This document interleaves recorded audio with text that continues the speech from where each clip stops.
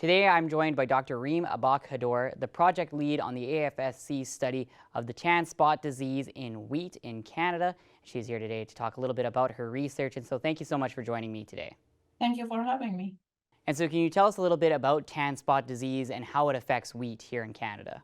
So tan spot, from the name, it's a fungal disease that infects our crop wheat, and you see it as from the name as tan-colored lesion all over the leaves. And the fungus used to be known in North America, but it was not known to cause infection or to infect or cause disease on wheat. Until like the early 70s, it became a serious issue and it became damaging to wheat. And with its ability to infect the upper canopy of the crop, it impacts photosynthesis, and that directly related to reduction in the crop, in the yield. So in Canada and everywhere, this disease emerged around the 70, and it has been of increasing interest. However, nowadays, you still find it everywhere you grow wheat, and it can cause, on average, 5 to 10% damage, depend on the location, specific location, or field history, or environmental condition. And what is the research that you and your associates are doing to help combat tan spot disease?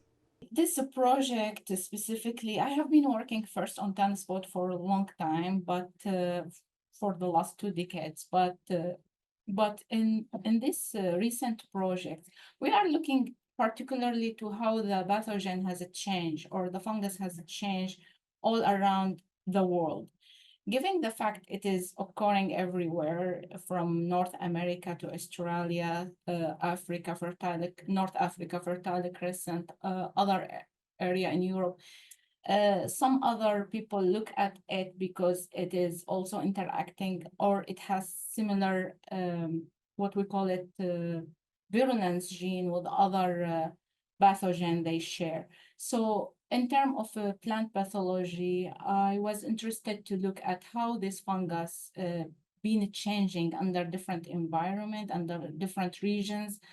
And we look specific to some of its genetic makeup, given now the advanced tool that we can get more information into the genome itself. We're trying to understand how it gained its virulence, why the fungus in North America have a different capacity than, let's say, other population in North Africa. So they have combination of various way to defeat the plant. And the ultimate goal is to understanding that hopefully can guide more of developing genetic resistance, or understanding the disease more, to provide much more tailored management practices.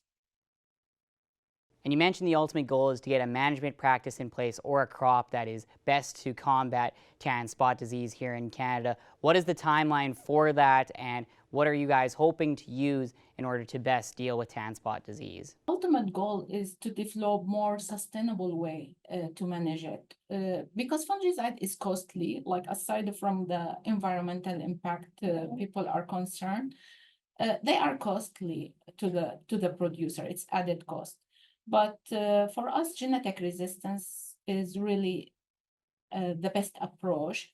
There are a lot of progress have been already done. Like, there are some progress has been done already over the 30 years of research on tan spot. However, it is not like providing full resistance. So the research is going. In terms of timeline, it's hard to tell because the pathogen keep it change. With pathogen, they keep, like, it's almost a constant process. You develop, the plant has, it build resistance and immunity, and then the pathogen find way to after certain time to evolve against that, and then you can keep developing that. Thanks so much for your time today, and we look forward to seeing more of your research in taking on tan spot disease in wheat.